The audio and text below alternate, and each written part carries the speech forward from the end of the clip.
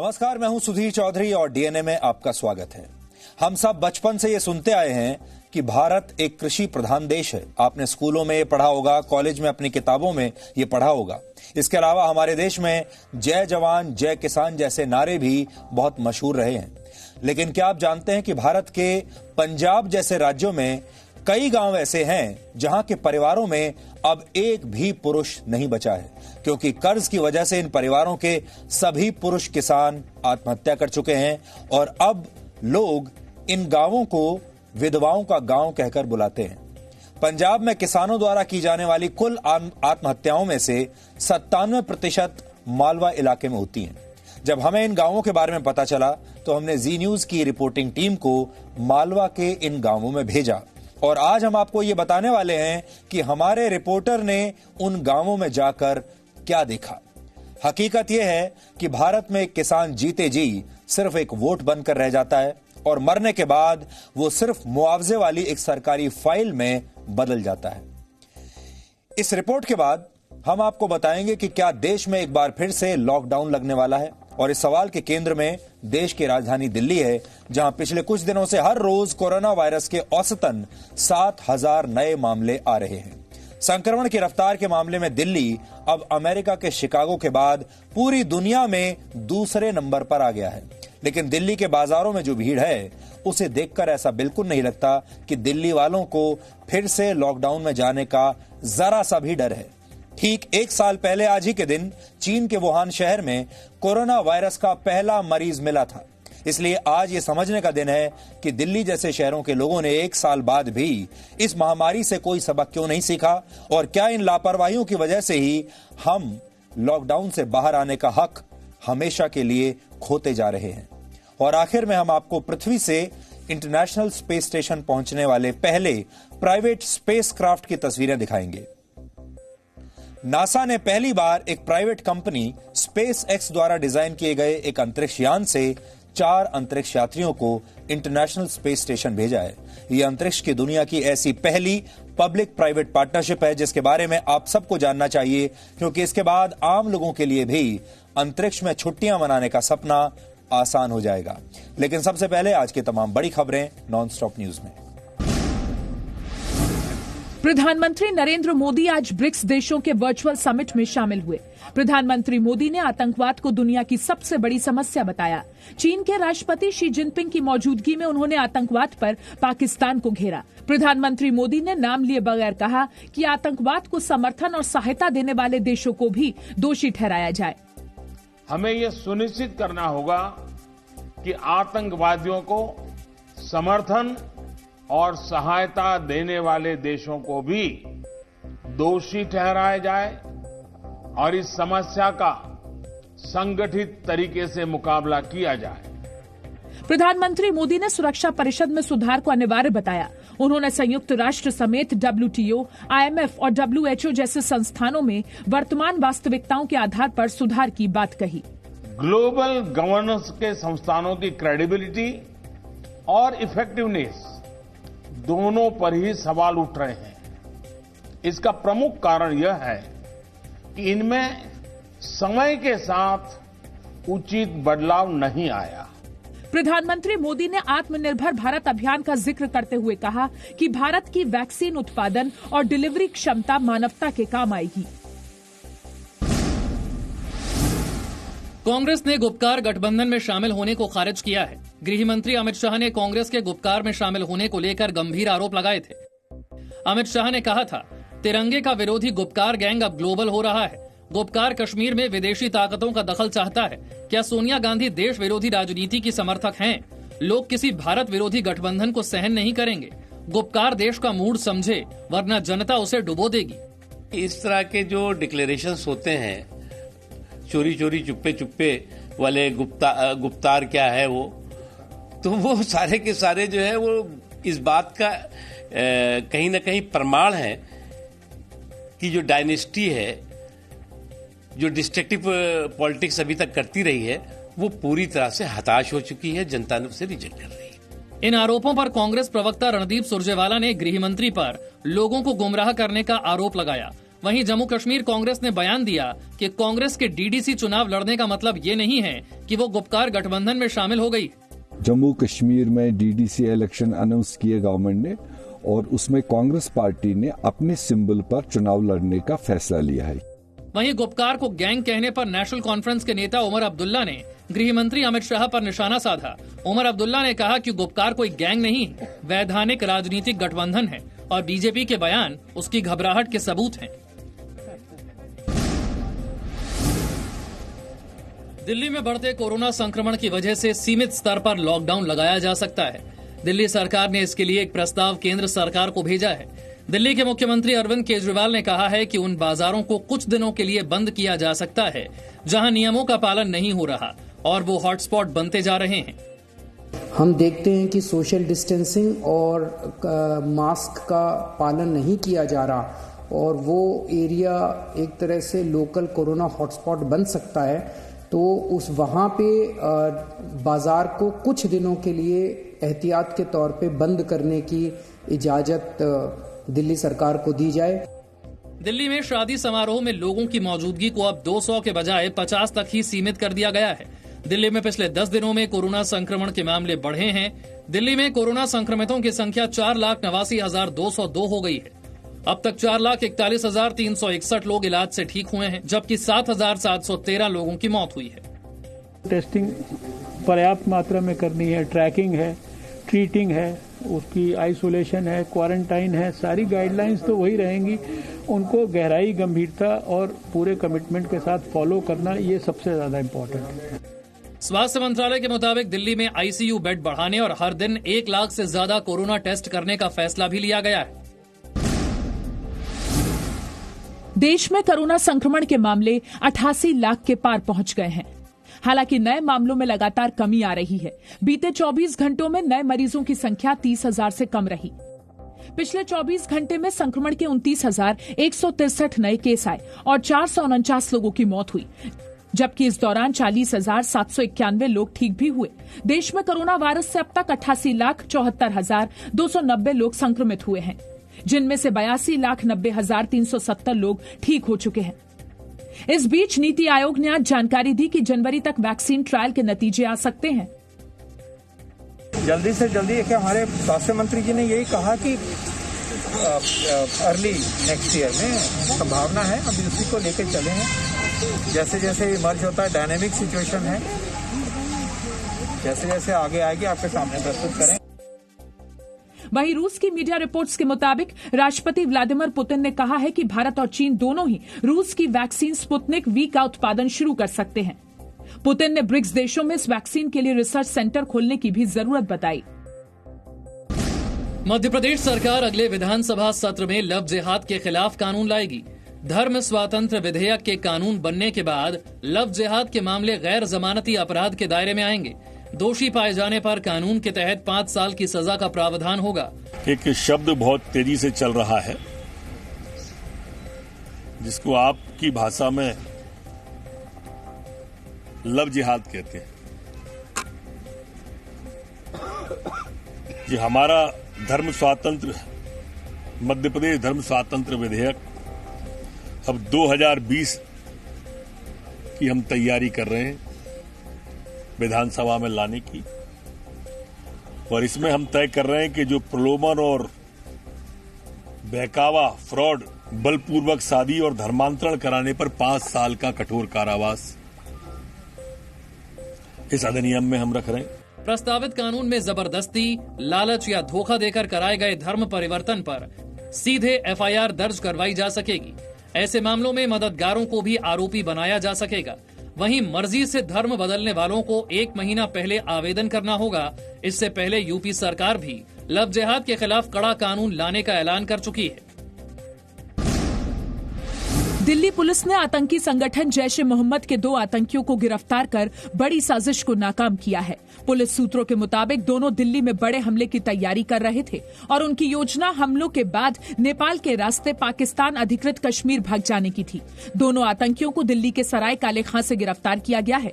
एक आतंकी बारामूला और दूसरा कुपवाड़ा का रहने वाला है। पुलिस के मुताबिक दोनों लगातार पाकिस्तान में आतंकी संगठन के संपर्क में थे। कोर्ट में पेश करने के बाद पुलिस ने दोनों को 3 दिन की रिमांड पर लिया है। मालाबार युद्धाभ्यास के दूसरे चरण की आज से अरब सागर में शुरुआत हो गई है। इस युद्धाभ्यास में क्वाड के चारों देश भारत, अमेरिका, जापान और ऑस्ट्रेलिया की नौसेना हिस्सा ले रही हैं। 4 दिन तक चलने वाले दूसरे चरण में भारत का एयरक्राफ्ट कैरियर INS विक्रमादित्य और अमेरिकी नौसेना का विमान वाहक युद्धपोत USS निमित्ज भी हिस्सा ले रहा है। इसके अलावा कैरियर बैटल ग्रुप के दूसरे युद्धपोत, फाइटर जेट, हेलीकॉप्टर और पनडुब्बी भी युद्धाभ्यास का हिस्सा हैं। मालाबार युद्धाभ्यास का पहला चरण बंगाल की खाड़ी में 3 नवंबर से 6 नवंबर के बीच हुआ था। आपने ये तो देखा होगा कि कैसे कोरोना वायरस ने जीवन और मृत्यु की प्रथाओं को बदल कर रख दिया है। लेकिन आज हम सबसे पहले आपको ये दिखाना चाहते हैं कि इस महामारी ने शहीदों की विदाई को भी कैसे बदल कर रख दिया है। जो तस्वीरें आप इस समय देख रहे हैं, ये तस्वीरें महाराष्ट्र के कोल्हापुर से आई हैं, जहां कुछ दिन पहले लाइन ऑफ कंट्रोल पर पाकिस्तान के साथ हुई गोलाबारी में शहीद हुए एक जवान को श्रद्धांजलि दी जा रही है और मुखाग्नि दी जा रही है। इस शहीद का नाम है ऋषिकेश जोंधले। ऋषिकेश कश्मीर के गुरेज सेक्टर में पाकिस्तान की सेना से लड़ते हुए शहीद हो गए थे। वो मराठा लाइट इन्फेंट्री में सिपाही के पद पर तैनात थे और कल जब उनका पार्थिव शरीर उनके गांव लाया गया तो हजारों की संख्या में लोग उन्हें श्रद्धांजलि देने के लिए पहुंचे। हालांकि खास बात यह थी कि इस दौरान इस शहीद के पिता और परिवार के बाकी सदस्यों ने PPE किट पहनी हुई थी और ऋषिकेश के पिता ने यही PPE किट पहनकर अपने बेटे को मुखाग्नि दी। और ये हम आपको इसलिए बता रहे हैं कि कोरोना वायरस के इस युग ने कैसे सब कुछ बदल कर रख दिया है।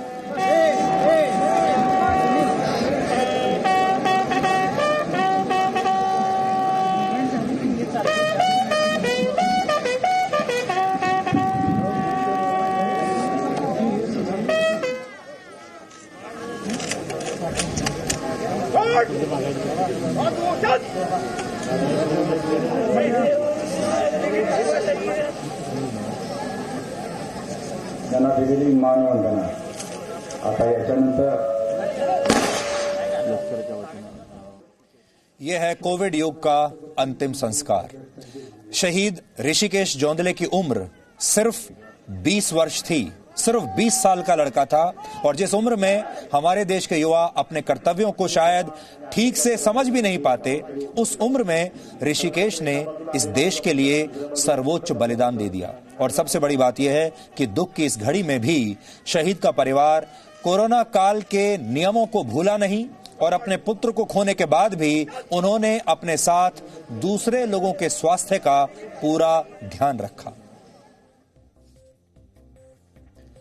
तो इस तस्वीर से हम शुरुआत करना चाहते थे आप सब की तरफ से। इस शहीद को जो कि सिर्फ 20 वर्ष का था, आप सब की तरफ से हम श्रद्धांजलि देते हैं।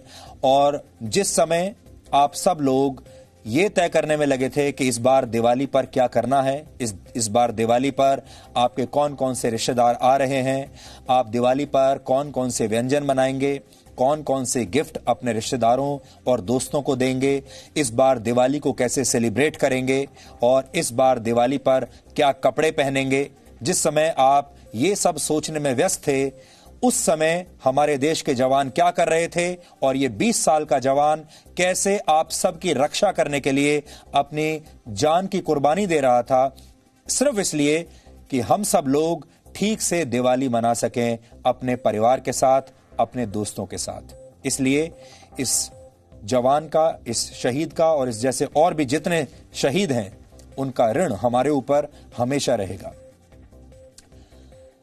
जवानों के बाद अब बात करते हैं किसानों की। हम सब बचपन से ये सुनते आए हैं, पढ़ते आए हैं कि भारत किसानों का देश है, भारत एक कृषि प्रधान देश है। अब तक तो ये आपको रट चुका होगा। और जितनी कद्र सेना के जवानों की होनी चाहिए, उतना ही सम्मान देश के किसानों का भी होना चाहिए। और शायद यही सोचते हुए पूर्व प्रधानमंत्री लाल बहादुर शास्त्री ने जय जवान जय किसान का नारा भी दिया था।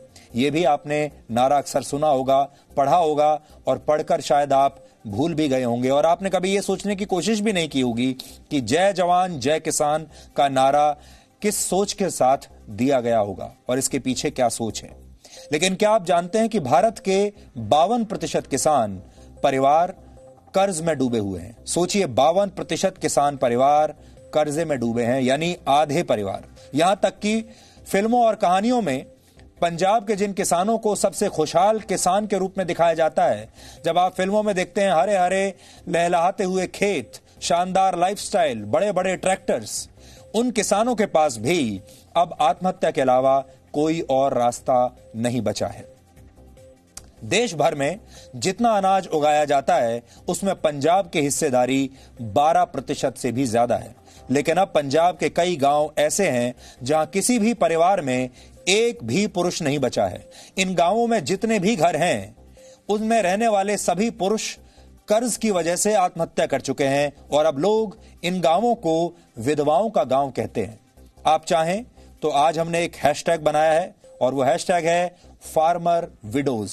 आप इस हैशटैग पर ट्वीट करके अपनी राय भी दे सकते हैं, इन विधवाओं की मदद कर सकते हैं, इन किसान परिवारों की आवाज पूरे देश तक पहुंचा सकते हैं। क्योंकि ये जो किसान हैं जिन्होंने आत्महत्या की है, या ये जो परिवार हैं, ये कोई फिल्म स्टार नहीं है, ये बहुत बड़े प्रभावशाली लोग नहीं हैं। इनके पास इतना बूता नहीं कि ये सारे चैनल्स पर अपने बारे में डिबेट करवा सकें।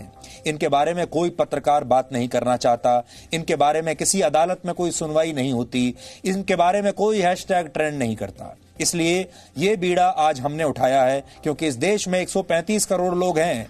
वो सारे लोग पैसे वाले सामर्थ्य लोग नहीं हो सकते, वो सारे लोग फिल्मी सेलिब्रिटीज नहीं हो सकते, वो सारे लोग बहुत इन्फ्लुएंशियल नहीं हो सकते। सबके पास इतना पैसा नहीं है कि वो बड़े बड़े वकील अपने साथ लेकर अपना केस लड़ सके। इसलिए इन किसानों और इनके परिवारों की आवाज और कौन उठाएगा अगर जी न्यूज ने नहीं उठाई तो।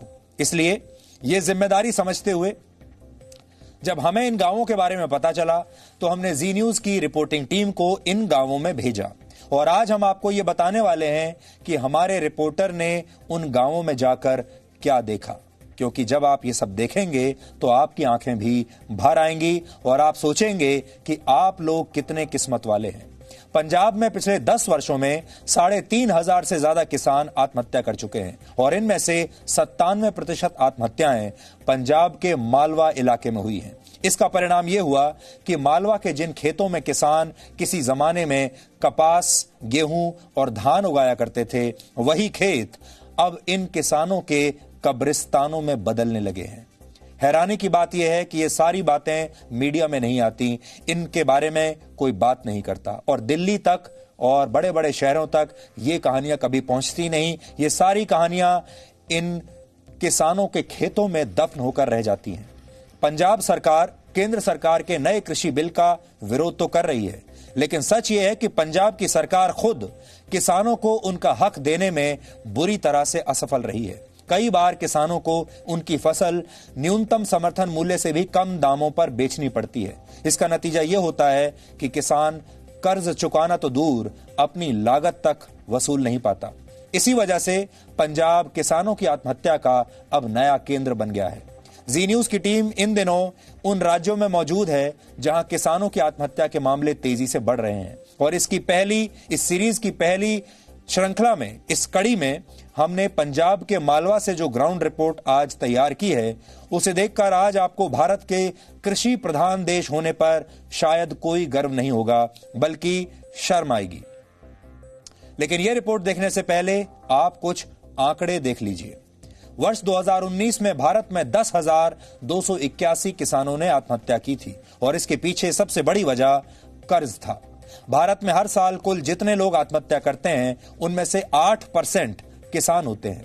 भारत में किसानों के जो परिवार कर्ज में डूबे हैं उन पर औसतन 1,10,000 रुपए का कर्ज है। सुनने में यह रकम शायद आपको बहुत छोटी लग रही होगी, लेकिन जो किसान साल भर अपने खेतों में फसल के उगने का इंतजार करता है और फिर उसे मामूली से मुनाफे पर बाजार में बेचता है, उसके लिए घर चलाने के साथ साथ अपने इस कर्ज की किश्तें चुकाना बहुत मुश्किल हो जाता है और कई बार परिस्थितियां ऐसी बन जाती हैं कि किसान के पास आत्महत्या के अलावा और कोई रास्ता नहीं बचता। हकीकत यह है कि भारत में एक किसान जीते जी सिर्फ एक वोट बनकर रह जाता है और मरने के बाद वो सिर्फ मुआवजे की एक सरकारी फाइल में तब्दील हो जाता है।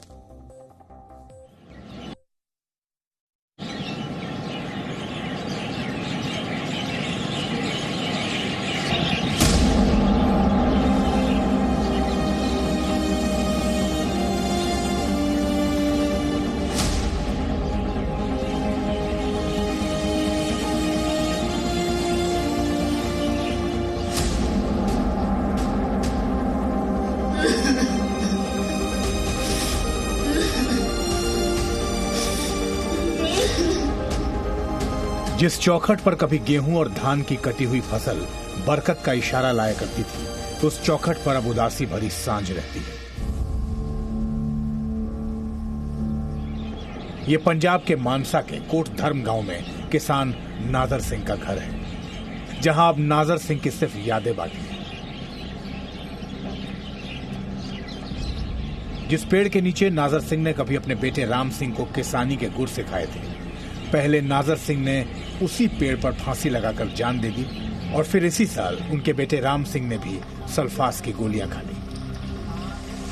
दोनों पीढ़ियां सिर्फ इसलिए खत्म हो गईं क्योंकि इस परिवार ने किसानी करने के लिए जो 4 लाख रुपए का कर्ज लिया था, ये परिवार उसे चुकाने की स्थिति में नहीं था। हाँ जी, परेशान रहना सी, बस यही करी जांदा, मैं कर्जा कित्थों लाऊंगा, किवें करूंगा, ना कोई मैनूं नौकरी मिलदी, किसी ने सुनी नहीं। बस पेंशन तो 700 रुपये आउंदा। हाँ जी, 700 रुपये। हाँ जी, बस उसे नाल ही घर दा गुजारा चली। नाजर सिंह की पत्नी की नजरें अब एक टक उसी पेड़ को देखती रहती हैं जिस पर लटक कर नाजर सिंह ने अपनी जान दी थी। ये वाकया 1 सितंबर 2011 का है और आज भी नाजर सिंह की पत्नी और बेटी उस दिन को याद करके रुआंसी हो उठती हैं। 4 लाख रुपए के कर्ज ने पहले पिता को आत्महत्या के लिए मजबूर किया।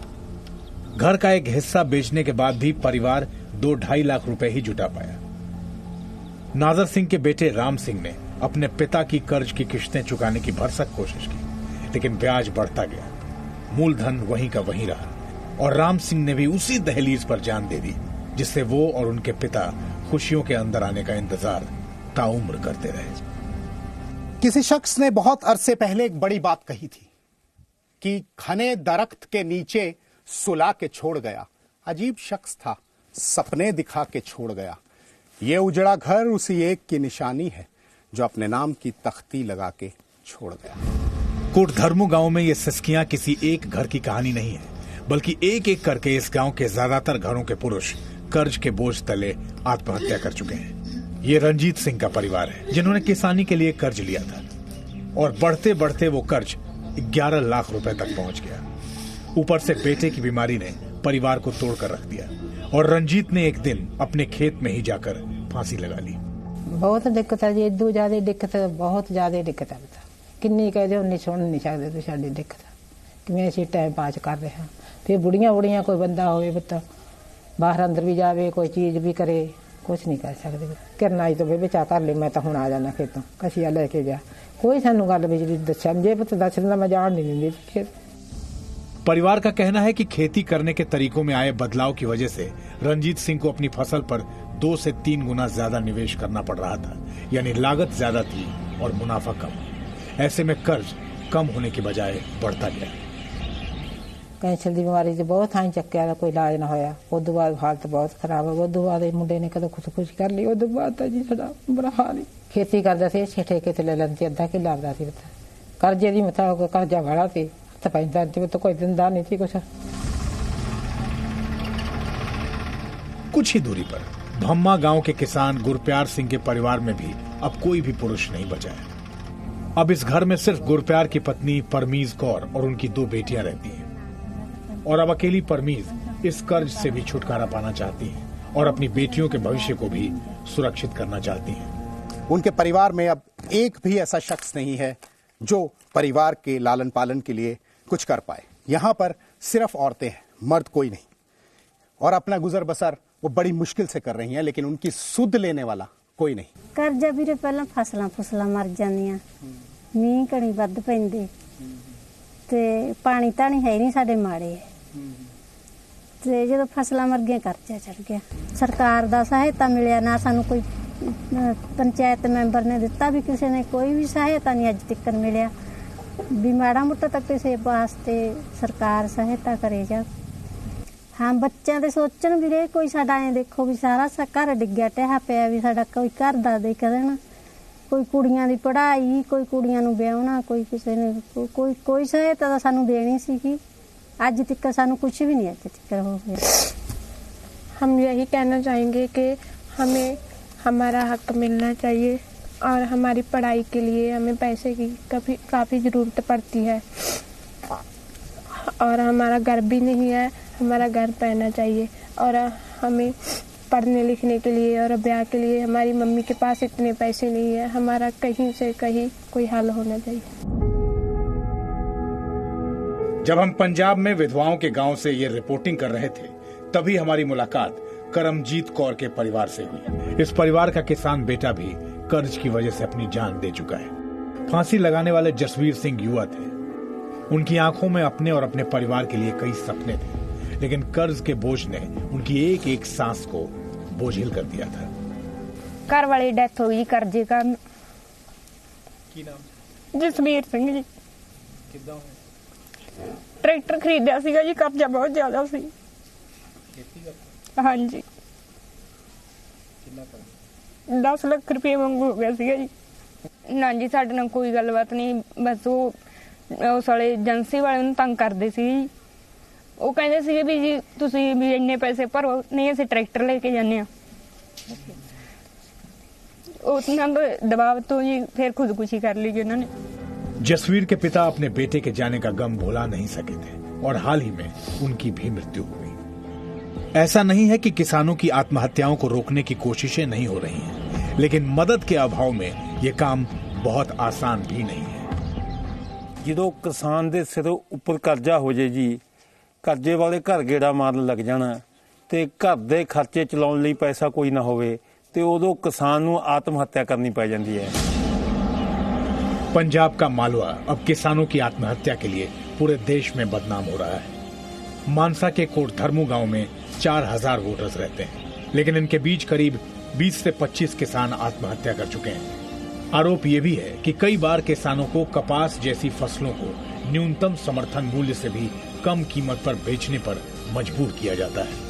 इसके अलावा मौसम की मार और लचर सरकारी व्यवस्थाएं कई बार किसानों के लिए आत्महत्या के अलावा कोई विकल्प नहीं छोड़ती।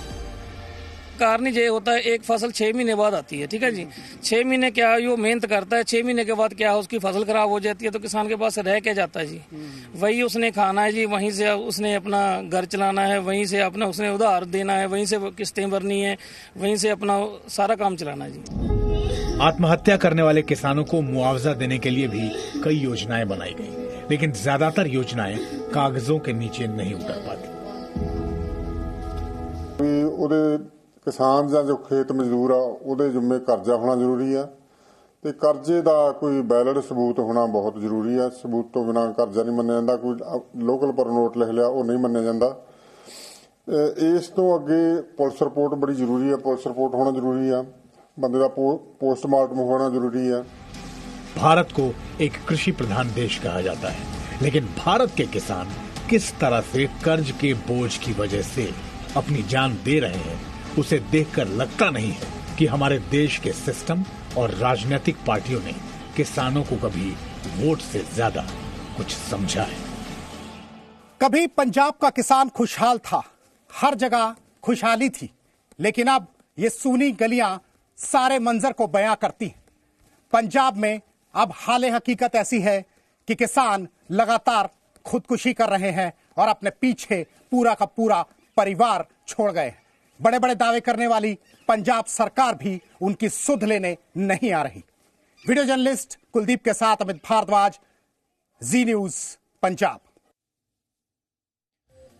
पंजाब में आसपास के इलाकों में इन विधवाओं के बारे में सब जानते हैं, इन गांवों के बारे में भी सब जानते हैं, लेकिन इन परिवारों की कहानी कभी पंजाब के बाहर नहीं आती क्योंकि देश के मीडिया ने कभी इनमें कोई दिलचस्पी नहीं दिखाई। और जैसा हमने आपको पहले बताया, क्योंकि ये लोग सेलिब्रिटीज नहीं हैं, इन लोगों के पास पैसा नहीं है और कोई भी न्यूज चैनल या कोई भी अखबार इनके बारे में एक हद के बाहर जाकर लिखना नहीं चाहता, क्योंकि इस विषय में कोई ग्लैमर नहीं है, कोई टीआरपी नहीं है।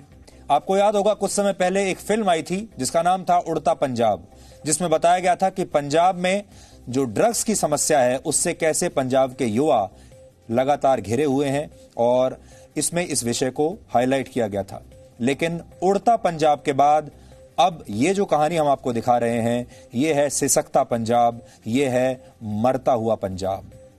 विधवाओं के गांवों से जिन परिवारों की कहानियां आज हमने आपको दिखाई हैं, उन्हें पेंशन के रूप में, क्या आप जानना चाहते हैं कि कितना पैसा मिलता है? अंदाजा लगाइए कितना पैसा मिलता होगा। इन्हें पेंशन के रूप में सिर्फ 700 रुपए मिलते हैं, 700 रुपए। मेट्रो शहरों में जो लोग रहते हैं वो 700 रुपए की एक बार में चाय या कॉफी पी लेते हैं और इन्हें 700 रुपए पेंशन मिलते हैं। अब आप सोचिए इतने कम पैसों में इनके परिवारों का गुजारा कैसे चलता होगा। वर्ष 2011 की जनगणना के मुताबिक भारत में कृषि के क्षेत्र में काम करने वाले लोगों की संख्या 48 करोड़ से ज्यादा है। 48 करोड़। इनमें से 11 करोड़ किसान हैं, 14 करोड़ मजदूर हैं और करोड़ों किसान दूसरे के खेत किराए पर लेकर खेती करते हैं। ऐसे भी लोग हैं।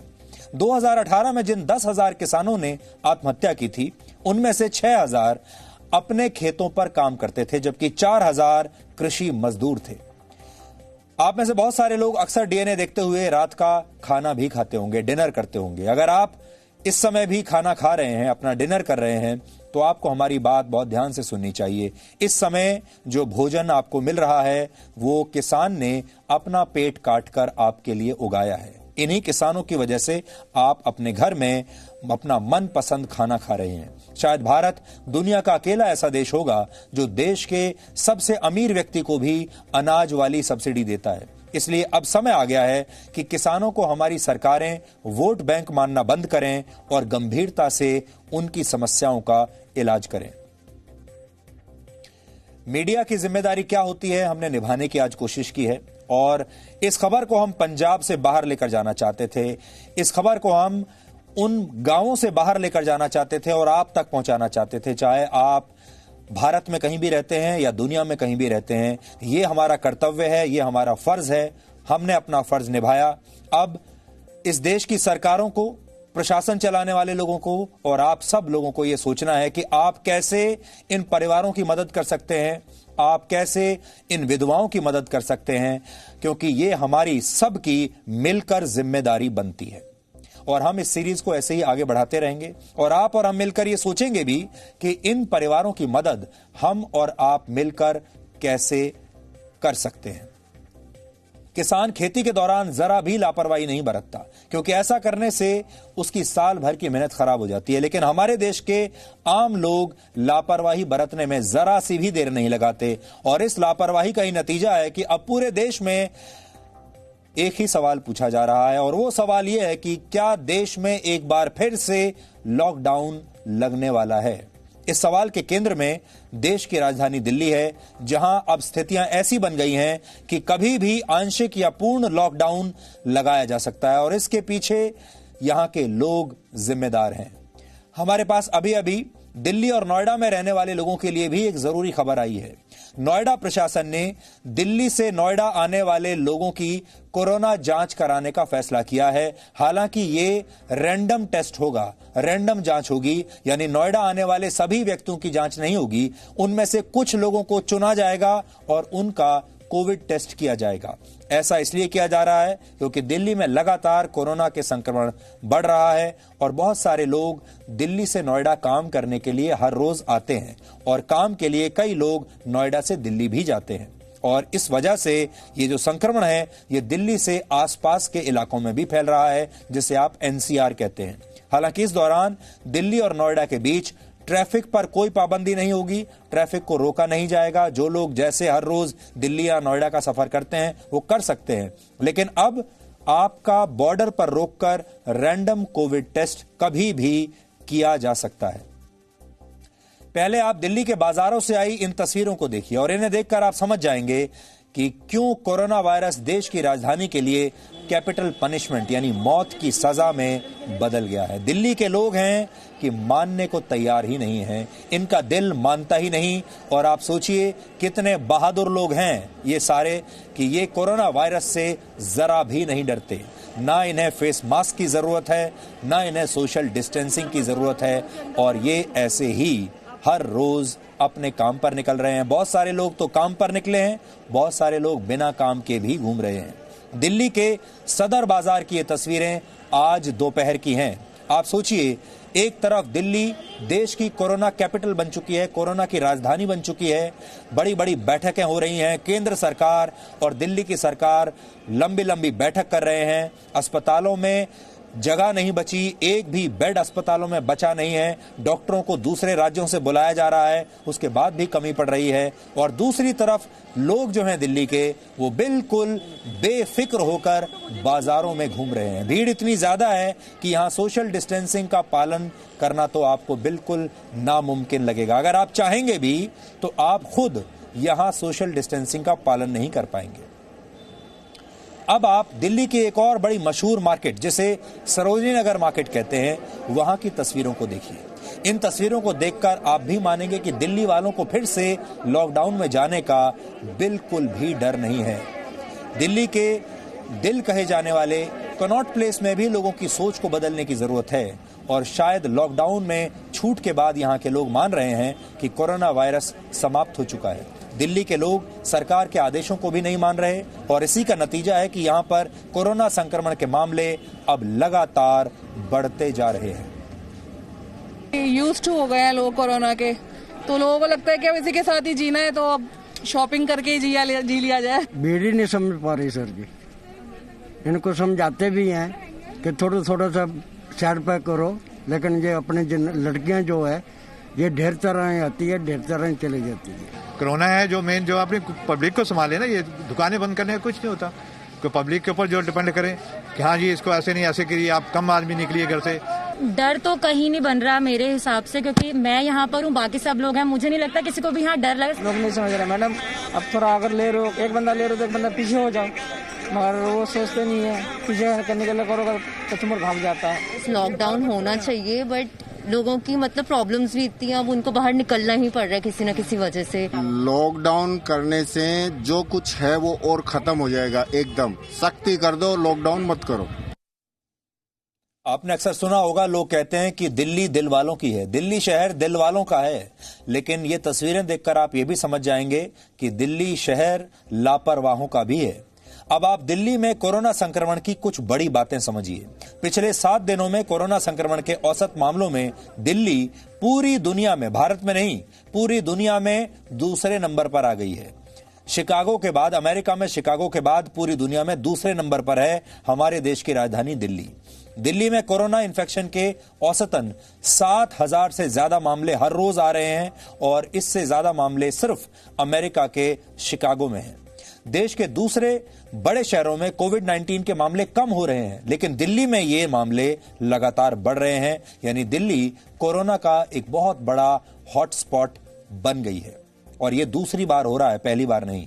दिल्ली में पिछले 5 दिनों में कोरोना संक्रमण के 29,000 से ज्यादा मामलों की पुष्टि हुई है, और ये मामले पिछले 24 घंटे में देश भर में आए कुल मामलों के करीब हैं। अगर पूरे देश के कोरोना इन्फेक्शन के आंकड़ों में से दिल्ली के आंकड़ों को हटा दें तो भारत की स्थिति बहुत अच्छी दिखाई देती है। हालांकि इस समय संक्रमण के कुल मामलों में अमेरिका के बाद भारत दूसरे नंबर पर है। अब दिल्ली सरकार ने भी स्थिति को देखते हुए केंद्र सरकार को एक प्रस्ताव भेजा है, और दिल्ली में ऐसे बाजारों में लॉकडाउन लगाने की मंजूरी मांगी है जहां सोशल डिस्टेंसिंग और मास्क लगाने के नियमों का पालन नहीं हो रहा है। यानी दिल्ली में जो बड़े बड़े बाजार हैं, खासतौर पर ये बाजार जिनकी तस्वीरें हमने आपको दिखाई हैं, जहां पर अब कोई नियम मानने के लिए तैयार ही नहीं है, उन बाजारों को हो सकता है कुछ दिनों के लिए बंद करना पड़े। अब दिवाली खत्म हो गई है, हम उम्मीद करते हैं कि बाजारों के अंदर जो इतनी ज़्यादा भीड़ थी वो भीड़ कम हो जाएगी और हमें ज़रूरत नहीं पड़ेगी। लेकिन अगर ज़रूरत पड़े और सारी कोशिशों के बावजूद भी अगर किसी बाज़ार में हम देखते हैं कि सोशल डिस्टेंसिंग और मास्क का पालन नहीं किया जा रहा और वो एरिया एक तरह से लोकल कोरोना हॉटस्पॉट बन सकता है, तो उस वहाँ पे बाज़ार को कुछ दिनों के लिए एहतियात के तौर पे बंद करने की इजाज़त दिल्ली सरकार को दी जाए। ऐसा प्रस्ताव अभी केंद्र सरकार को भेजा जा रहा है। इसके लिए भी मैंने एलजी साहब की परमिशन के लिए अभी लिख दिया है। अब दिल्ली की आप हालत देखिए। कल ही दिल्ली के स्वास्थ्य मंत्री सत्येंद्र जैन ने यह कहा था कि दिल्ली में कोरोना वायरस की जो तीसरी लहर है वो अब समाप्त हो चुकी है। तीसरी लहर के भी बाहर दिल्ली निकल चुकी है और दिल्ली में लॉकडाउन नहीं लगाया जाएगा। ये तो स्वास्थ्य मंत्री ने एक दिन पहले कहा और आज दिल्ली के मुख्यमंत्री कह रहे हैं कि वो कुछ जगहों पर ऐसे कदम उठाना चाहते हैं, कुछ बाजारों को बंद करना चाहते हैं अगर जरूरत पड़ी तो। इससे आप समझ सकते हैं कि दिल्ली किस तरफ जा रही है।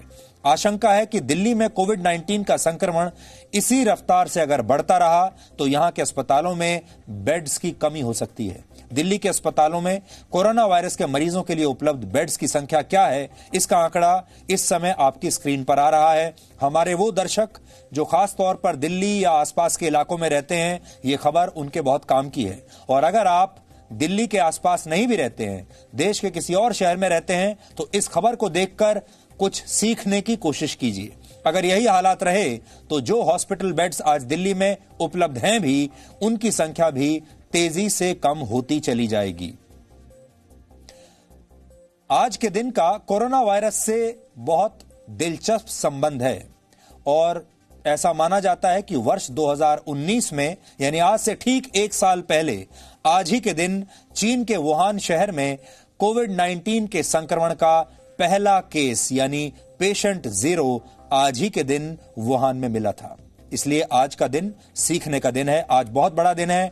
आज औपचारिक रूप से अगर आप माने तो कोविड-19 को पूरा एक साल हो चुका है इस दुनिया में आए, क्योंकि कोविड-19 का पहला मरीज चीन के वुहान शहर में आज ही के दिन पिछले साल मिला था। और सोचिए, पिछले साल से लेकर इस साल, इस एक वर्ष ने पूरी दुनिया को कैसे बदल कर रख दिया, आपकी और हमारी जिंदगी को कैसे बदल कर रख दिया। हमारे जो रीति रिवाज हैं वो बदल चुके हैं, हम किस तरह से पूजा करेंगे वो बदल चुका है, जन्म कैसे होगा वो बदल चुका है, अंतिम संस्कार कैसे होगा ये भी बदल चुका है, रिश्ते बदल चुके हैं, काम करने का तरीका बदल चुका है। हालांकि एक साल पहले चीन की सरकार ने दूसरे देशों को इस वायरस के बारे में पूरी जानकारी तब नहीं दी थी। इस जानकारी को छुपाया था और यही वजह है कि कोरोना इन्फेक्शन की वजह से दुनिया के लगभग 190 देशों में 13 लाख से ज्यादा लोग मारे गए। अगर चीन ने सही समय पर बता दिया होता तो शायद ये स्थिति पैदा ना होती। इसलिए आज आप सबके लिए बहुत कुछ सीखने का दिन है। चीन से सीख सकते हैं, दूसरा दिल्ली के लोगों की लापरवाही से भी सीख सकते हैं। इसे आप दिल्ली की खबर मत सोचिए। ये जो स्थिति दिल्ली की है ये भारत के किसी भी शहर की हो सकती है, किसी भी कस्बे की हो सकती है, किसी भी गांव की हो सकती है, अगर वहां के लोगों ने लापरवाही बरतनी शुरू कर दी तो। ये तो कोरोना का संक्रमण था। अब हम उस वैचारिक संक्रमण की बात करेंगे जिसका शिकार देश के कई राजनीतिक पार्टियां हो चुकी हैं।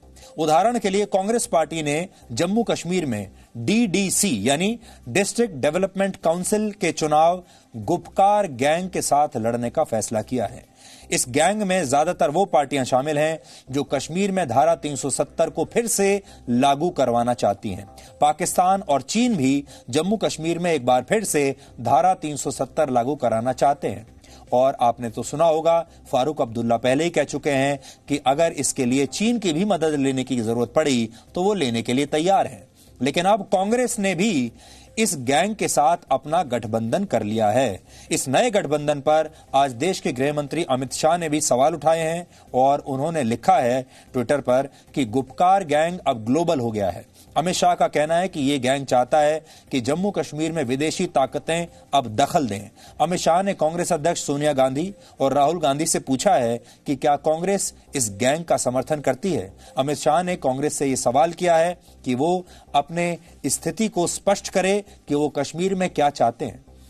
14 महीनों की हिरासत के बाद रिहा हुई पीडीपी की अध्यक्ष महबूबा मुफ्ती ने पिछले महीने तिरंगा न उठाने का ऐलान किया था। गुपकार गठबंधन के अध्यक्ष फारूक अब्दुल्ला ने भी अनुच्छेद 370 की वापसी के लिए चीन से मदद मांगी थी। ऐसे में डीडीसी चुनाव में कांग्रेस का गुपकार गैंग के साथ हाथ मिलाना कई गंभीर सवाल खड़े करता है। और वो सवाल ये हैं कि क्या कांग्रेस कश्मीर में अनुच्छेद 370 की वापसी चाहती है, बावजूद इसके कि भारत की संसद ने इस प्रस्ताव को पास किया है। तो क्या वो भारत की संसद के खिलाफ जाना चाहती है? क्या चीन पाकिस्तान से मदद मांगने वालों के साथ है कांग्रेस? क्या कांग्रेस जम्मू कश्मीर के भविष्य के साथ खिलवाड़ करना चाहती है? ये कुछ बड़े सवाल हैं। हालांकि कांग्रेस ने सफाई दी है कि वो गुपकार गठबंधन का हिस्सा नहीं है। उल्टा कांग्रेस ने बीजेपी से सवाल पूछा है कि उसने महबूबा मुफ्ती के साथ मिलकर जम्मू कश्मीर में सरकार बनाई ही क्यों थी। राजनीतिक दलों के बीच सवाल जवाब से लोकतंत्र मजबूत होता है, लेकिन सत्ता में वापसी के लिए कांग्रेस जैसे फैसले ले रही है उससे यही लगता है कि वो अपनी पुरानी गलतियों से सीख नहीं ले रही। सत्ता में भागीदारी के लिए उसे जहां मौका मिलता है वो तुरंत गठबंधन कर लेती है, फिर चाहे वो देश विरोधी गुपकार गैंग ही क्यों ना हो। पिछले कई दिनों से आप जम्मू कश्मीर के इस गुपकार अलायंस का नाम सुन रहे होंगे। आपके मन में यह सवाल भी होगा कि इस गठबंधन का नाम गुपकार क्यों रखा गया है। तो हम आपको बताते हैं ये गुपकार गठबंधन, या जिसे हम अपनी भाषा में गुपकार गैंग कहते हैं, ये है क्या। इस गैंग की तस्वीरें तो आपकी स्क्रीन पर हैं, आप इन्हें देख सकते हैं। 4 अगस्त 2019 को जम्मू कश्मीर के 8 क्षेत्रीय दलों ने फारूक अब्दुल्ला के घर पर एक बैठक की थी। इस बैठक में एक प्रस्ताव पारित हुआ था और इसी को गुपकार डिक्लेरेशन का नाम दिया गया। फारूक अब्दुल्ला का घर श्रीनगर के मशहूर गुपकार मार्ग पर है और इसीलिए इसे गुपकार डिक्लेरेशन कहा जाता है। फारूक अब्दुल्ला जिस बंगले में रहते हैं वो श्रीनगर की एक सड़क है जिसका नाम है गुपकार रोड, वहां पर है और इसीलिए इसका नाम पड़ा है गुपकार गैंग।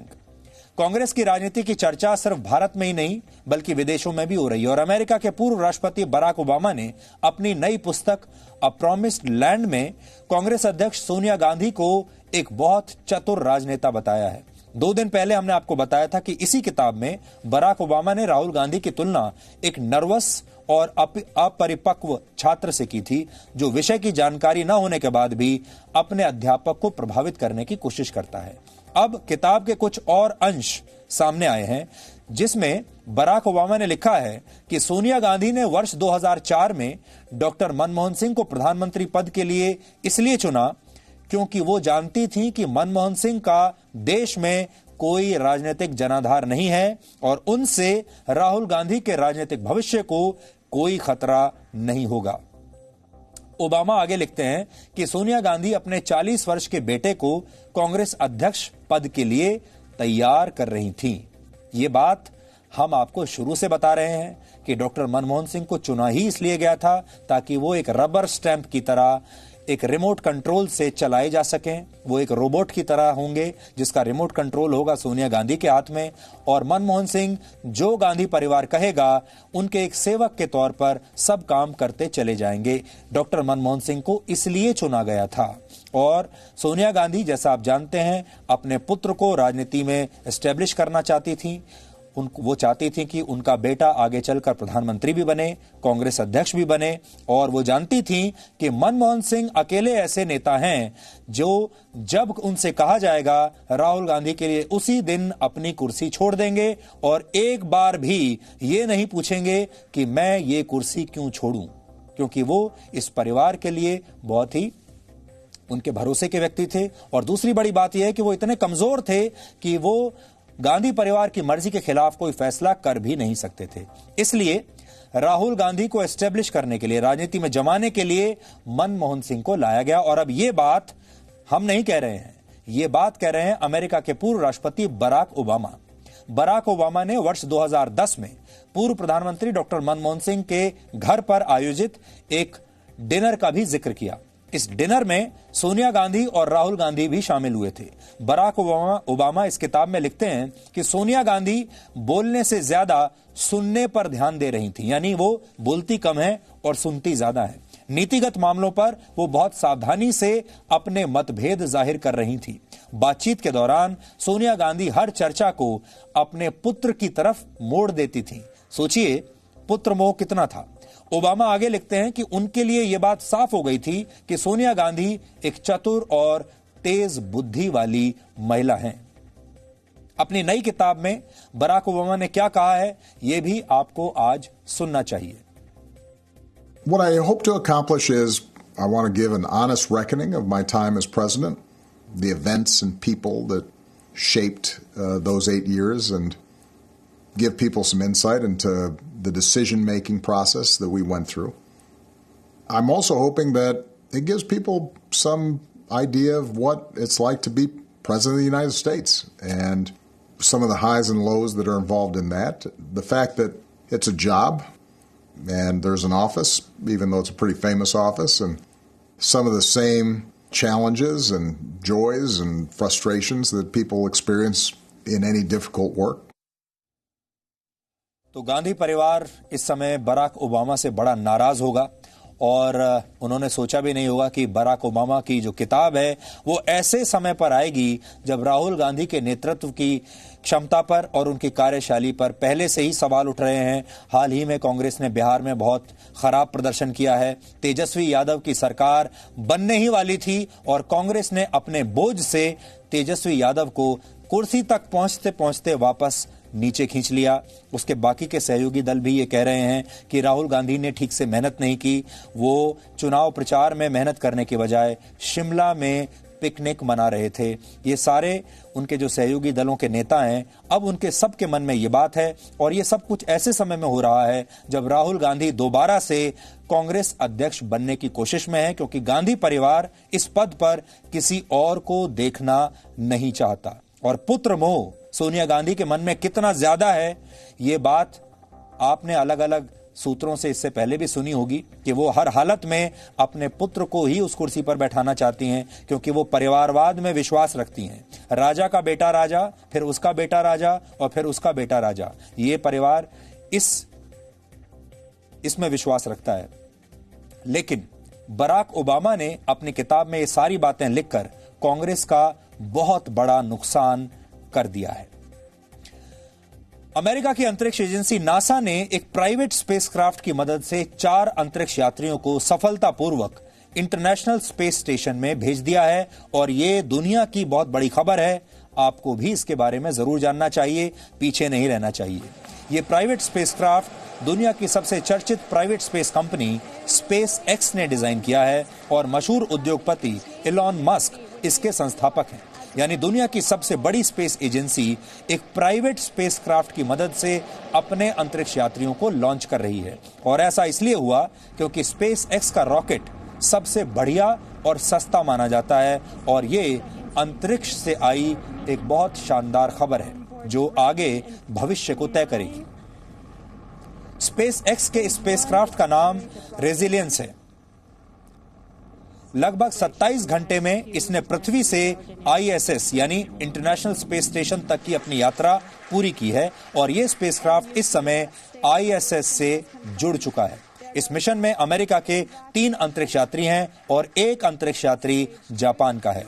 यह अंतरिक्ष यात्री इस समय ISS में पहुंच चुके हैं और इस समय आप अपनी स्क्रीन पर वहीं की तस्वीरें देख रहे हैं।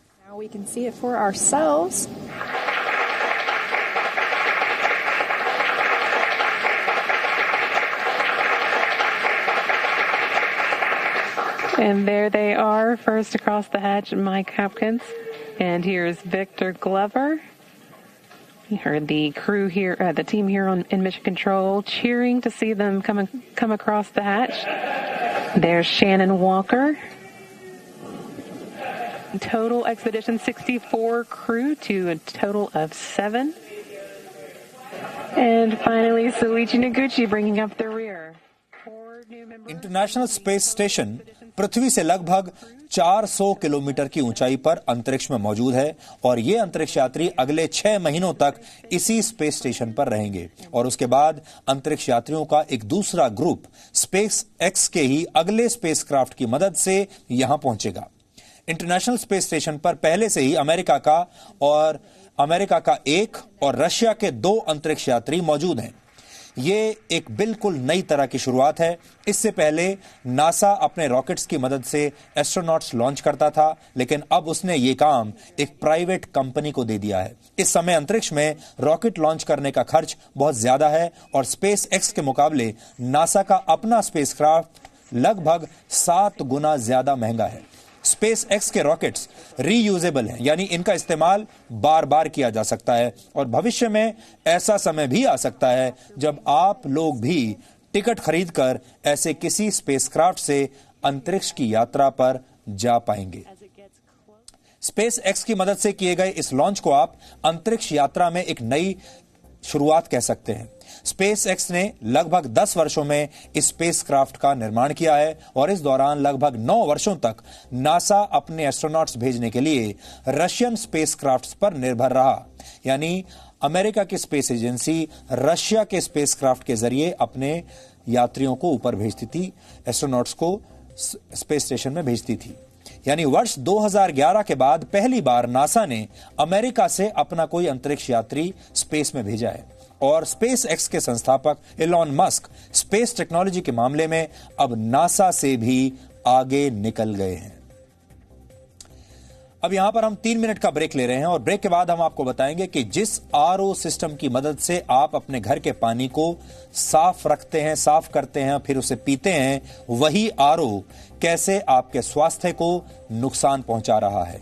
अगर आपके घर में भी आरओ लगा हुआ है या आप इसे लगवाने पर विचार कर रहे हैं तो आपको ब्रेक के बाद ये खबर, ये रिपोर्ट जरूर देखनी चाहिए और उसके बाद ही आपको यह तय करना चाहिए कि आपको आरओ अपने घर में रखना है या नहीं और आपको आरओ खरीदना चाहिए या नहीं।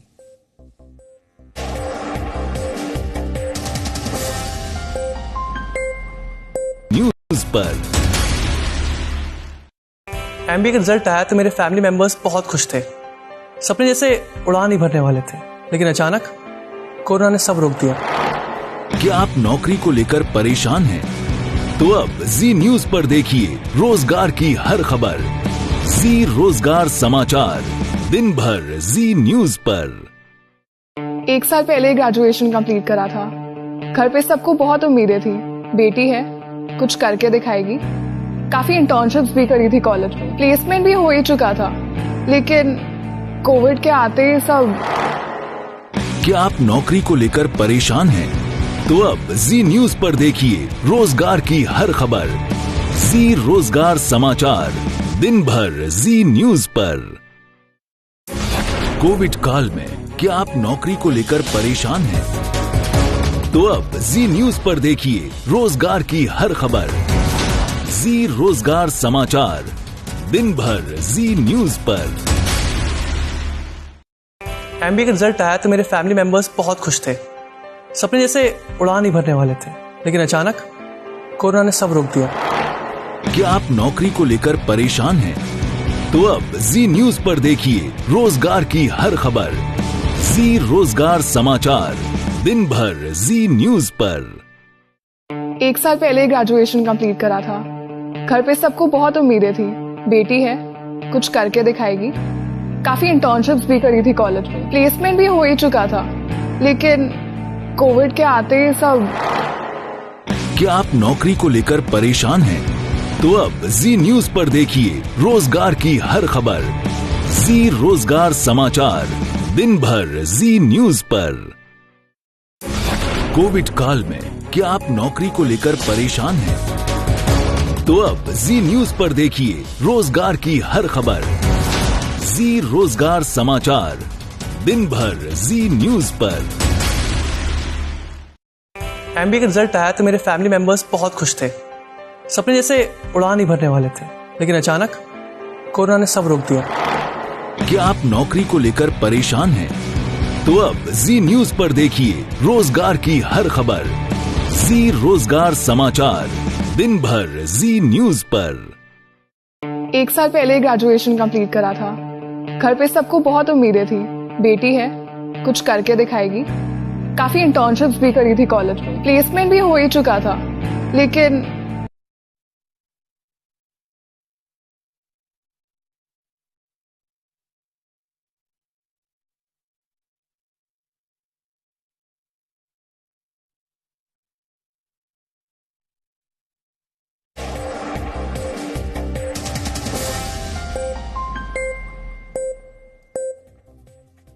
अब 10 बज चुके हैं और अब एक ऐसी खबर आपको दिखाएंगे जो कि आपके जीवन से जुड़ी हुई है।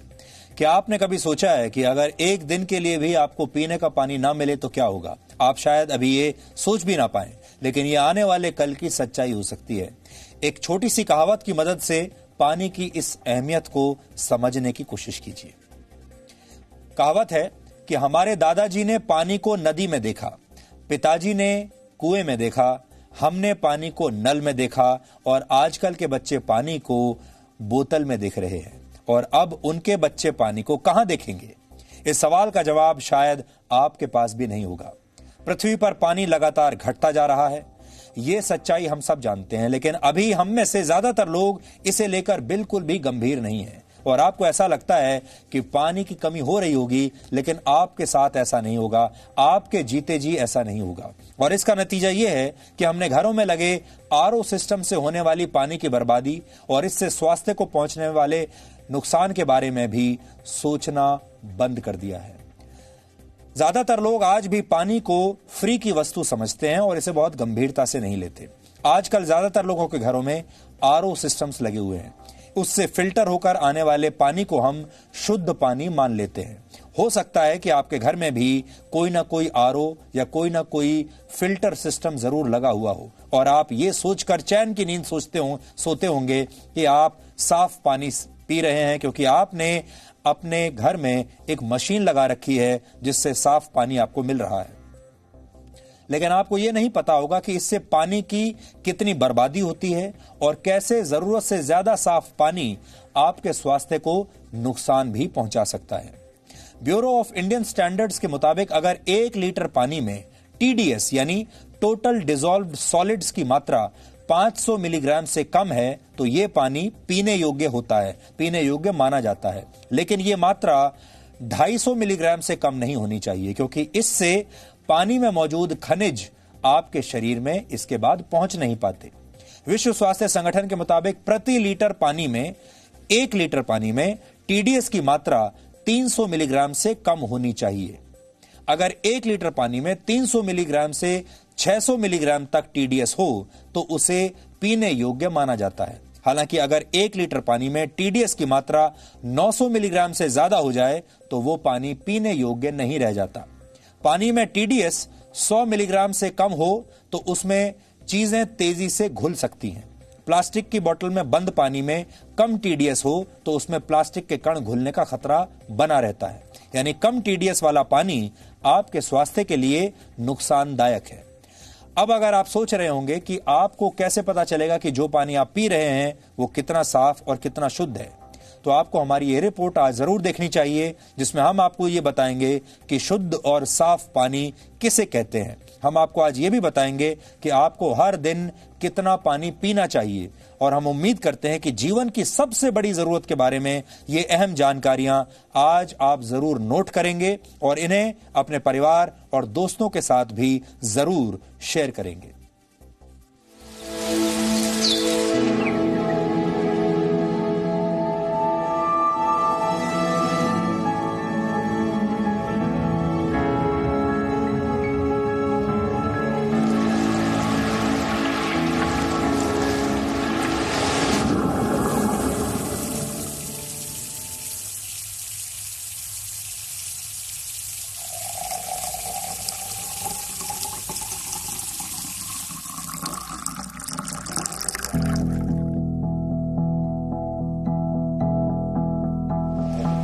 आरओ का पानी पीना फैशन बन गया है।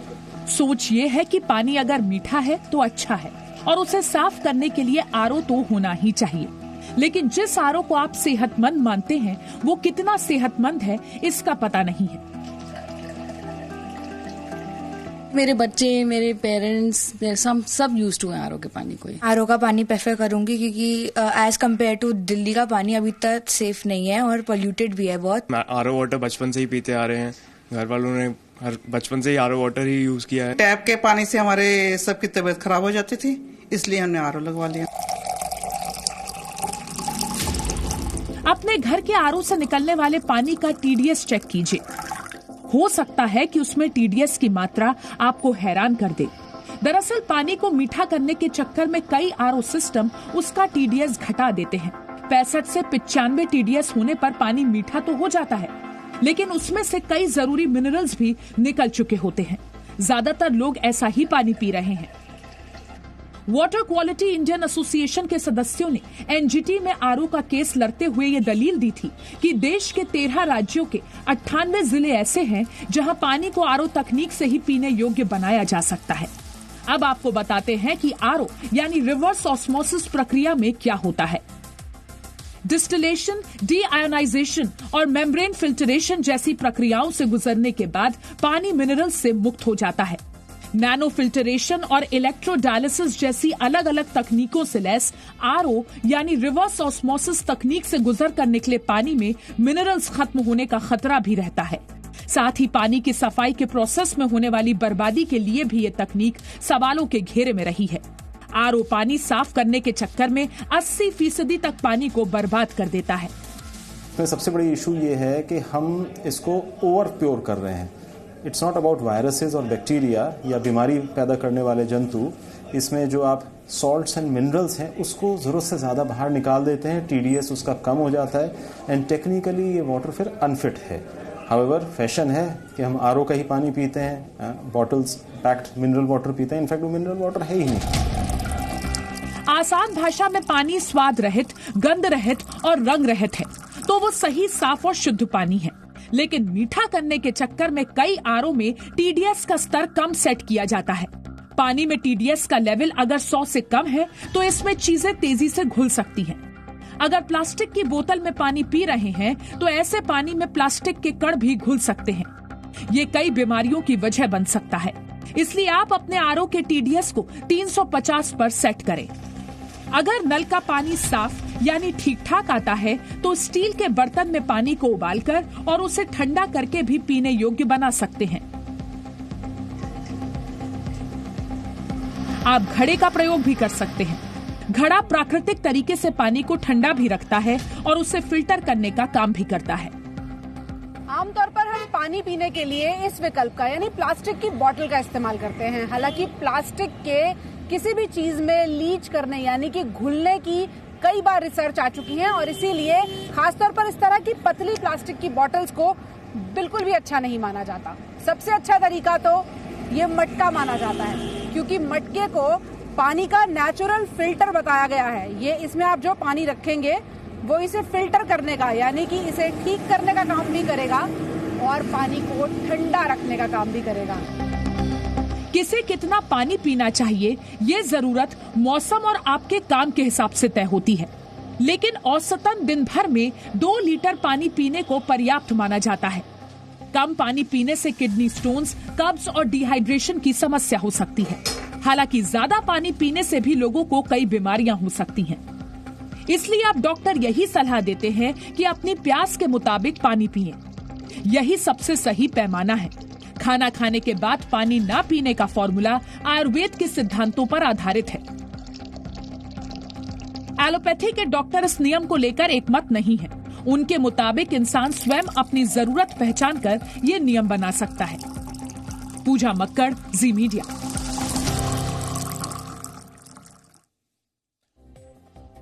आपने आरओ का नाम तो बड़ा सुना होगा, आप सबके घरों में आरओ होगा भी, लेकिन क्या कभी आपने सोचा है कि आरओ का मतलब क्या होता है? इसे आरओ कहते क्यों हैं? तो आरओ का मतलब होता है रिवर्स ऑस्मोसिस।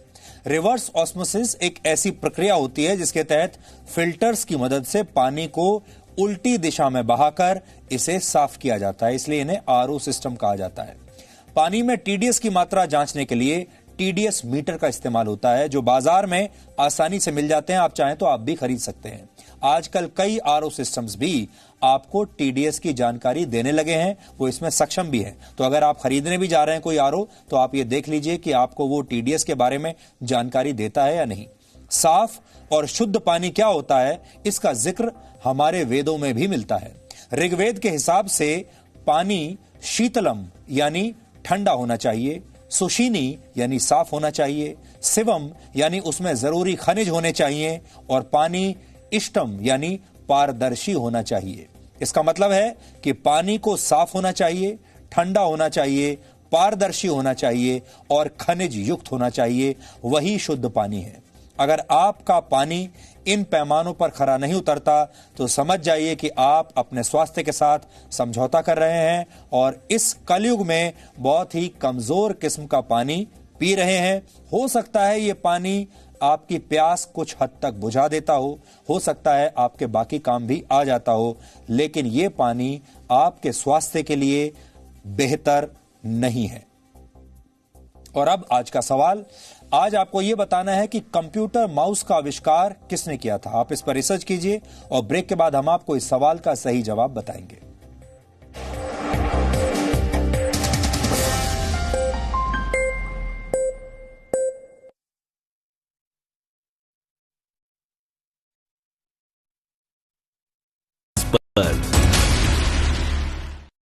एमबीए का रिजल्ट आया तो मेरे फैमिली मेंबर्स बहुत खुश थे।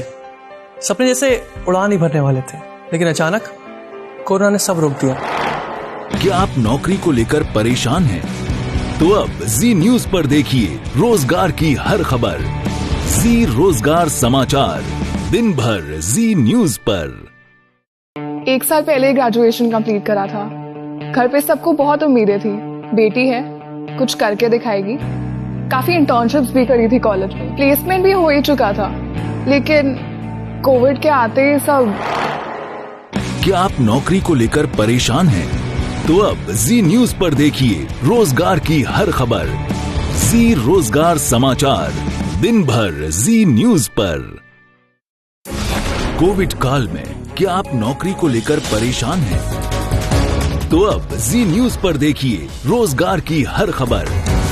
जी रोजगार समाचार, दिन भर जी न्यूज पर। एमबीए का रिजल्ट आया तो मेरे फैमिली मेंबर्स बहुत खुश थे। सपने जैसे उड़ान ही भरने वाले थे, लेकिन अचानक कोरोना ने सब रोक दिया। क्या आप नौकरी को लेकर परेशान हैं? तो अब जी न्यूज पर देखिए रोजगार की हर खबर। जी रोजगार समाचार, दिन भर जी न्यूज पर। 1 साल पहले ग्रेजुएशन कंप्लीट करा था। घर पे सबको बहुत उम्मीदें थी, बेटी है, कुछ करके दिखाएगी। काफी इंटर्नशिप्स भी करी थी कॉलेज में, प्लेसमेंट भी हो ही चुका था, लेकिन कोविड के आते ही सब। क्या आप नौकरी को लेकर परेशान हैं? तो अब जी न्यूज पर देखिए रोजगार की हर खबर। जी रोजगार समाचार, दिन भर जी न्यूज पर। कोविड काल में क्या आप नौकरी को लेकर परेशान हैं?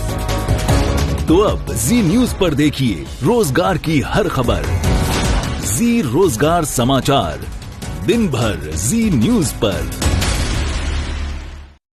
एमबीए का रिजल्ट आया तो मेरे फैमिली मेंबर्स बहुत खुश थे। सपने जैसे उड़ान ही भरने वाले थे, लेकिन अचानक कोरोना ने सब रोक दिया। क्या आप नौकरी को लेकर परेशान हैं? तो अब जी न्यूज पर देखिए रोजगार की हर खबर। जी रोजगार समाचार, दिन भर जी न्यूज पर। 1 साल पहले ग्रेजुएशन कंप्लीट करा था। घर पे सबको बहुत उम्मीदें थी, बेटी है, कुछ करके दिखाएगी।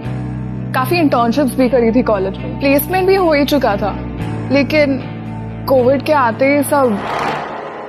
क्या आप नौकरी को लेकर परेशान हैं? तो अब जी न्यूज पर देखिए रोजगार की हर खबर। जी रोजगार समाचार, दिन भर जी न्यूज पर। कोविड काल में क्या आप नौकरी को लेकर परेशान हैं?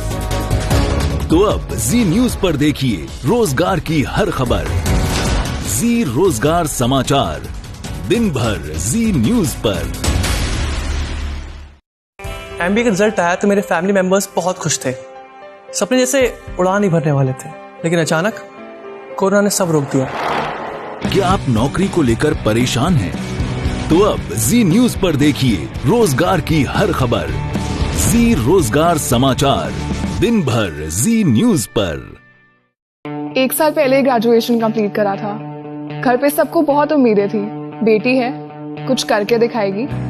काफी इंटर्नशिप्स भी करी थी कॉलेज में, प्लेसमेंट भी हो ही चुका था, लेकिन कोविड के आते ही सब।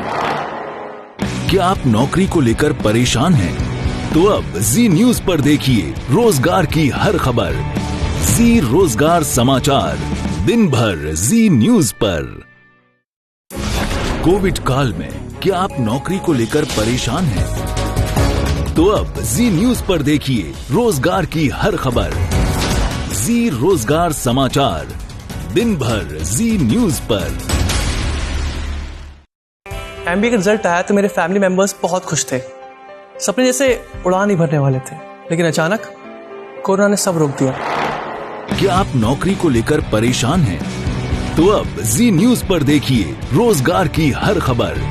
जी रोजगार समाचार, दिन भर जी न्यूज पर। 1 साल पहले ग्रेजुएशन कंप्लीट करा था। घर पे सबको बहुत उम्मीदें थी, बेटी है, कुछ करके दिखाएगी। काफी इंटर्नशिप्स भी करी थी कॉलेज में, प्लेसमेंट भी हो ही चुका था, लेकिन कोविड के आते ही सब। क्या आप नौकरी को लेकर परेशान हैं? तो अब जी न्यूज पर देखिए रोजगार की हर खबर। जी रोजगार समाचार, दिन भर जी न्यूज पर। कोविड काल में क्या आप नौकरी को लेकर परेशान हैं? तो अब जी न्यूज पर देखिए रोजगार की हर खबर। जी रोजगार समाचार, दिन भर जी न्यूज पर। एमबीए का रिजल्ट आया तो मेरे फैमिली मेंबर्स बहुत खुश थे, सपने जैसे उड़ान ही भरने वाले थे, लेकिन अचानक कोरोना ने सब रोक दिया।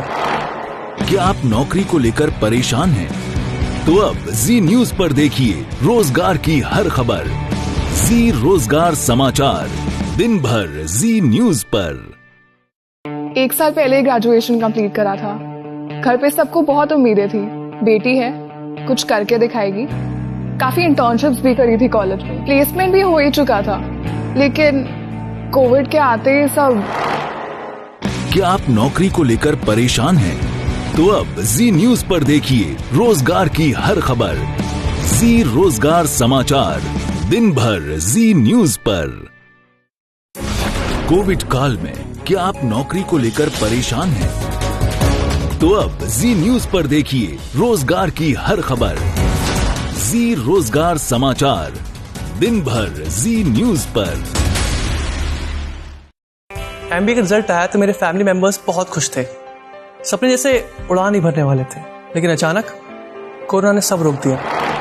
क्या आप नौकरी को लेकर परेशान हैं? तो अब जी न्यूज पर देखिए रोजगार की हर खबर। जी रोजगार समाचार, दिन भर जी न्यूज पर। 1 साल पहले ग्रेजुएशन कंप्लीट करा था। घर पे सबको बहुत उम्मीदें थी, बेटी है, कुछ करके दिखाएगी। काफी इंटर्नशिप्स भी करी थी कॉलेज में, प्लेसमेंट भी हो ही चुका था, लेकिन कोविड के आते ही सब। क्या आप नौकरी को लेकर परेशान हैं? तो अब जी न्यूज पर देखिए रोजगार की हर खबर। जी रोजगार समाचार, दिन भर जी न्यूज पर।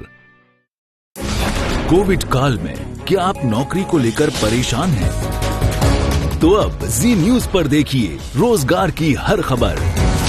जी रोजगार समाचार, दिन भर जी न्यूज पर। एमबीए का रिजल्ट आया तो मेरे फैमिली मेंबर्स बहुत खुश थे, सपने जैसे उड़ान ही भरने वाले थे, लेकिन अचानक कोरोना ने सब रोक दिया। क्या आप नौकरी को लेकर परेशान हैं? तो अब जी न्यूज पर देखिए रोजगार की हर खबर।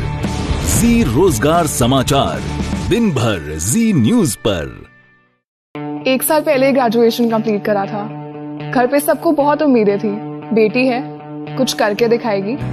काफी इंटर्नशिप्स भी करी थी कॉलेज में, प्लेसमेंट भी हो ही चुका था, लेकिन कोविड के आते ही सब। क्या आप नौकरी को लेकर परेशान हैं? तो अब जी न्यूज पर देखिए रोजगार की हर खबर। जी रोजगार समाचार, दिन भर जी न्यूज पर। कोविड काल में क्या आप नौकरी को लेकर परेशान हैं? तो अब जी न्यूज पर देखिए रोजगार की हर खबर। जी रोजगार समाचार, दिन भर जी न्यूज पर। एमबीए का रिजल्ट आया तो मेरे फैमिली मेंबर्स बहुत खुश थे। सपने जैसे उड़ान ही भरने वाले थे, लेकिन अचानक कोरोना ने सब रोक दिया। क्या आप नौकरी को लेकर परेशान हैं? तो अब जी न्यूज पर देखिए रोजगार की हर खबर। जी रोजगार समाचार, दिन भर जी न्यूज पर। 1 साल पहले ग्रेजुएशन कंप्लीट करा था। घर पे सबको बहुत उम्मीदें थी, बेटी है, कुछ करके दिखाएगी। काफी इंटर्नशिप्स भी करी थी कॉलेज में, प्लेसमेंट भी हो ही चुका था, लेकिन कोविड के आते ही सब। क्या आप नौकरी को लेकर परेशान हैं? तो अब जी न्यूज पर देखिए रोजगार की हर खबर। जी रोजगार समाचार, दिन भर जी न्यूज पर। कोविड काल में क्या आप नौकरी को लेकर परेशान हैं? तो अब जी न्यूज पर देखिए रोजगार की हर खबर। जी रोजगार समाचार, दिन भर जी न्यूज पर। एमबीए का रिजल्ट आया तो मेरे फैमिली मेंबर्स बहुत खुश थे। सपने जैसे उड़ान ही भरने वाले थे, लेकिन अचानक कोरोना ने सब रोक दिया। क्या आप नौकरी को लेकर परेशान हैं? तो अब जी न्यूज पर देखिए रोजगार की हर खबर। जी रोजगार समाचार, दिन भर जी न्यूज पर। 1 साल पहले ग्रेजुएशन कंप्लीट करा था। घर पे सबको बहुत उम्मीदें थी, बेटी है, कुछ करके दिखाएगी। काफी इंटर्नशिप्स भी करी थी कॉलेज में, प्लेसमेंट भी हो ही चुका था, लेकिन कोविड के आते ही सब। क्या आप नौकरी को लेकर परेशान हैं? तो अब जी न्यूज पर देखिए रोजगार की हर खबर। जी रोजगार समाचार, दिन भर जी न्यूज पर। कोविड काल में क्या आप नौकरी को लेकर परेशान हैं? तो अब जी न्यूज पर देखिए रोजगार की हर खबर। जी रोजगार समाचार, दिन भर जी न्यूज पर। एमबीए का रिजल्ट आया तो मेरे फैमिली मेंबर्स बहुत खुश थे। सपने जैसे उड़ान ही भरने वाले थे, लेकिन अचानक कोरोना ने सब रोक दिया। क्या आप नौकरी को लेकर परेशान हैं? तो अब जी न्यूज पर देखिए रोजगार की हर खबर। जी रोजगार समाचार, दिन भर जी न्यूज पर। 1 साल पहले ग्रेजुएशन कंप्लीट करा था। घर पे सबको बहुत उम्मीदें थी, बेटी है, कुछ करके दिखाएगी। काफी इंटर्नशिप्स भी करी थी कॉलेज में, प्लेसमेंट भी हो ही चुका था, लेकिन कोविड के आते ही सब। क्या आप नौकरी को लेकर परेशान हैं? तो अब जी न्यूज पर देखिए रोजगार की हर खबर।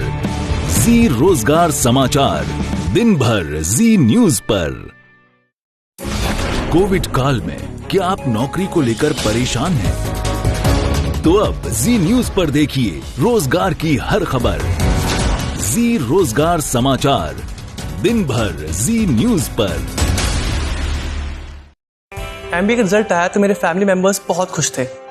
सपने जैसे उड़ान ही भरने वाले थे, लेकिन अचानक कोरोना ने सब रोक दिया। क्या आप नौकरी को लेकर परेशान हैं? तो अब जी न्यूज पर देखिए रोजगार की हर खबर। जी रोजगार समाचार, दिन भर जी न्यूज पर। 1 साल पहले ग्रेजुएशन कंप्लीट करा था। घर पे सबको बहुत उम्मीदें थी, बेटी है, कुछ करके दिखाएगी।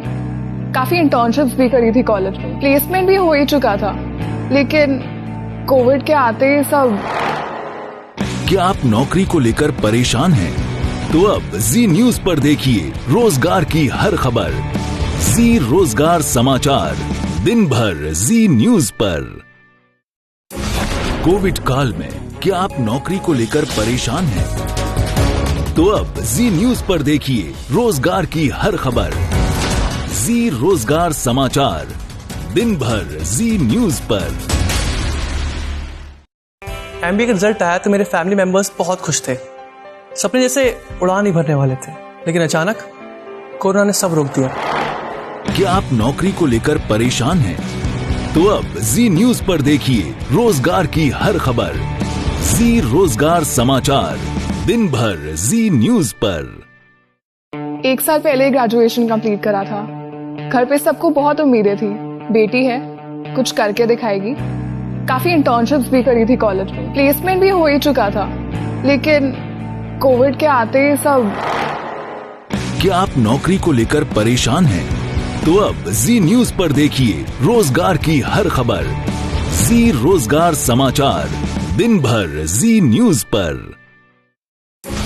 कोविड काल में क्या आप नौकरी को लेकर परेशान हैं? तो अब जी न्यूज पर देखिए रोजगार की हर खबर। जी रोजगार समाचार, दिन भर जी न्यूज पर। एमबीए का रिजल्ट आया तो मेरे फैमिली मेंबर्स बहुत खुश थे। सपने जैसे उड़ान ही भरने वाले थे, लेकिन अचानक कोरोना ने सब रोक दिया। क्या आप नौकरी को लेकर परेशान हैं? तो अब जी न्यूज पर देखिए रोजगार की हर खबर। जी रोजगार समाचार, दिन भर जी न्यूज पर। 1 साल पहले ग्रेजुएशन कंप्लीट करा था। घर पे सबको बहुत उम्मीदें थी, बेटी है, कुछ करके दिखाएगी। काफी इंटर्नशिप्स भी करी थी कॉलेज में, प्लेसमेंट भी हो ही चुका था, लेकिन कोविड के आते ही सब। क्या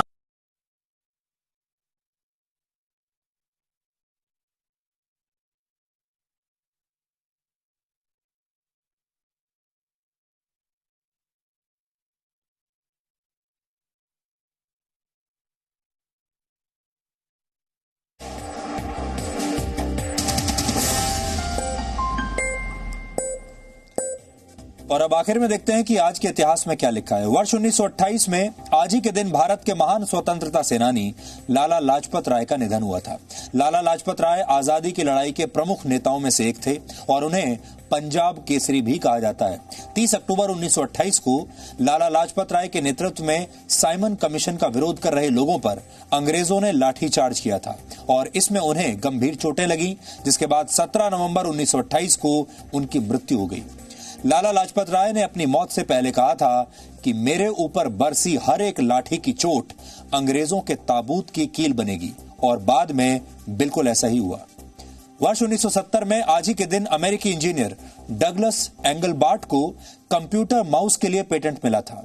उन्होंने इस डिवाइस का नाम इसके आकार की वजह से माउस रखा था। ये कंप्यूटर्स की दुनिया का एक बहुत बड़ा और क्रांतिकारी कदम था और बाद में इसका इस्तेमाल पर्सनल कंप्यूटर्स में भी होने लगा।